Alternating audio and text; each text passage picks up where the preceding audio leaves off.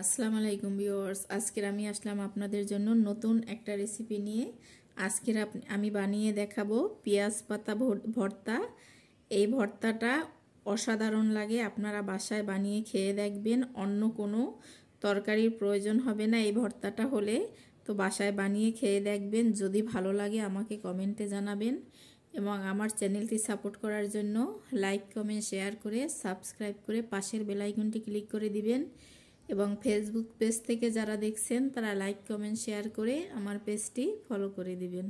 এখানে কড়াই একটা প্যান বসাই দিয়েছি চুলায় এবং কিছুটা তেল দিয়ে দিলাম।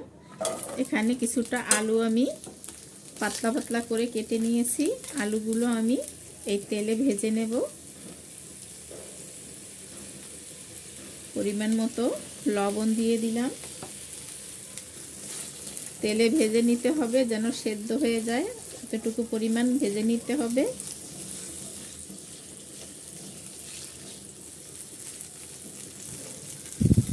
যে দেখেন এখানে কিন্তু আমি আলুগুলো ভেজে নিয়েছি আর আলুগুলো কিন্তু সেদ্ধ হয়ে গেছে। এখন আমি তেল ঝরিয়ে আলুগুলো উঠিয়ে নিচ্ছি।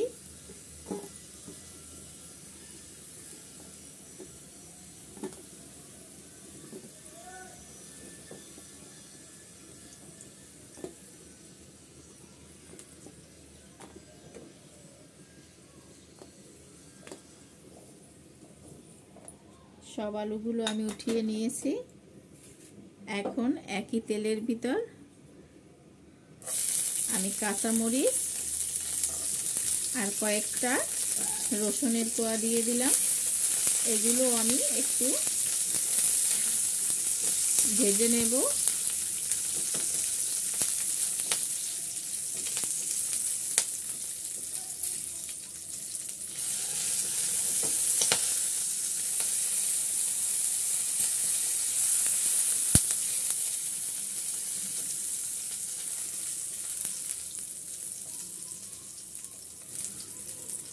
এখানে দেখেন রসুন আর কাঁচামরিচটাও কিন্তু আমার ভাজা হয়ে গেছে। আমি এখানে এক পাশে উঠিয়ে নিচ্ছি তেল ঝরিয়ে।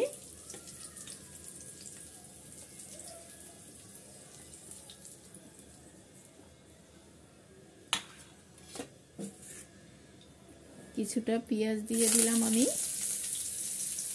আর এক পাশে আমি একটা টমেটো কেটে 3 ভাগ করে দিয়েছি।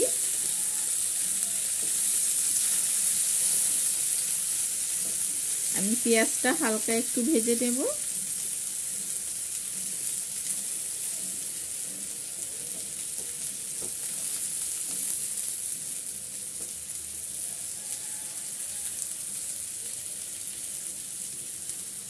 এখানে কিন্তু পেঁয়াজটা ভাজা হয়ে গেছে, একটু নরম করে নিয়েছি।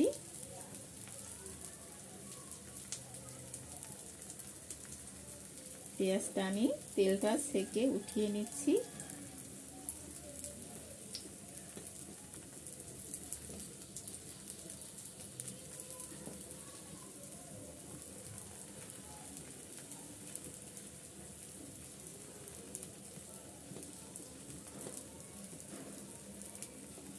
আর এদিকে আমি যে টমেটোটা সেদ্ধ দিয়েছি, টমেটোটা একটু উল্টিয়ে আর একটু সেদ্ধ করে নিচ্ছি অপর পাশটা।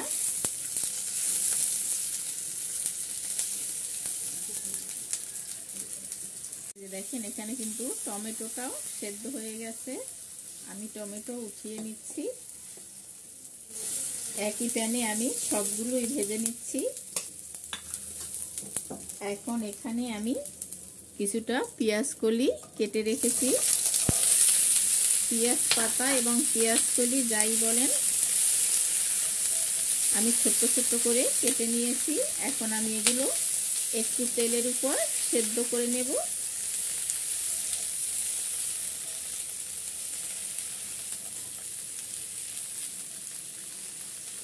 একটু লবণ দিয়ে আমি মিক্স করে নিয়েছি আর ঢেকে আমি এটা সেদ্ধ করে নেব যতটুকু সময় লাগে আর কি, 2-4 মিনিট।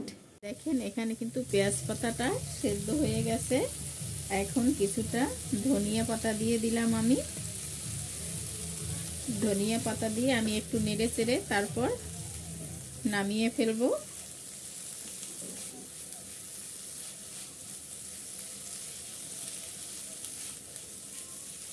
যেটা কিন্তু সেদ্ধ হয়ে গেছে। আমি এখন চুলাটা অফ করে দিচ্ছি আর চুলা থেকে নামিয়ে নিচ্ছি। এখানে সবগুলো ঠান্ডা হয়ে গেছে। এখন আমি রসুনটা একটু হাত দিয়ে ডলে নেব আর কাঁচামরিচটা।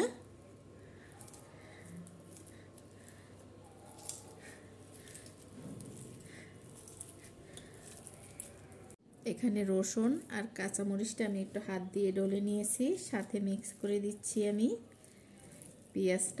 পেঁয়াজ যে ভাজি করে রেখেছিলাম সেই পেঁয়াজ ভাজিটা। আর এখানে আলুগুলো আমি আলু ভেজে রেখেছিলাম, সেই আলুগুলো হাত দিয়ে মেখে নিচ্ছি ভালো করে। এখানে আলুটাও আমি হাত দিয়ে ভালো করে ম্যাশ করে নিয়েছি। এখন টমেটোগুলো আমি ভালো করে হাত দিয়ে ডলে নিচ্ছি।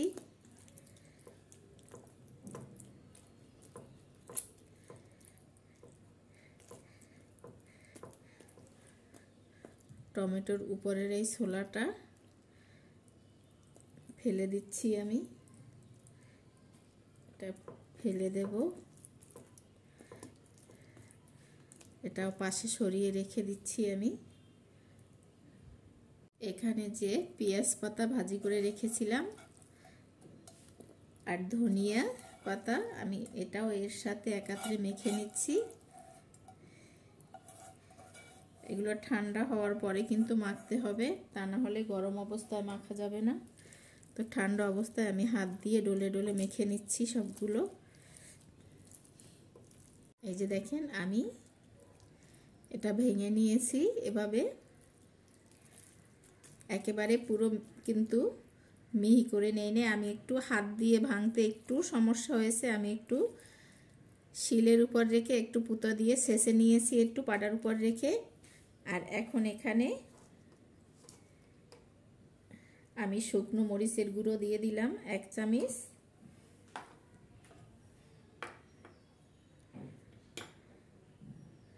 লবণ দিলাম সামান্য পরিমাণ, কারণ লবণটা কম দিতে হবে। আমি আগেই ভাজার সময় এর সাথে লবণ দিয়েছি। এখন এখানে আমি সরিষার তেল দিয়ে দিচ্ছি। সবগুলো আমি হাত দিয়ে এখন একাত্রে মেখে নিচ্ছি। এরকমের একটা ভর্তা আপনারা বাসায় তৈরি করে খেয়ে দেখবেন। অন্য কোনো সবজি কিংবা তরকারির প্রয়োজন হবে না, কোনো মাছ মাংস আপনারা খাবেন না সেদিন। এই ভর্তাটা যেদিন বানাবেন তো অবশ্যই আপনারা বাসায় বানিয়ে খেয়ে দেখবেন। ভালো হলে আমাকে কমেন্টে জানাবেন। এবং আমার চ্যানেলে যারা নতুন এসেছেন তাদের কাছে অনুরোধ রইল আমার চ্যানেলটি লাইক কমেন্ট শেয়ার করে সাবস্ক্রাইব করে পাশের বেল আইকনটি ক্লিক করে দিবেন। আর ফেসবুক থেকে যারা দেখছেন তারা বেশি বেশি করে শেয়ার করে দিবেন আর আমার পেজটি ফলো করে দিবেন। দেখেন এটা কিন্তু মাখা হয়ে গেছে।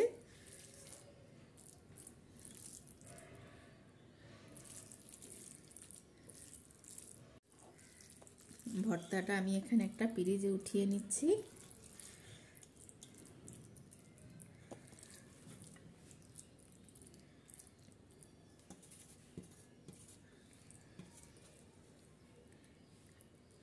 অনেক মজাদার একটা ভর্তার রেসিপি তৈরি করে নিলাম।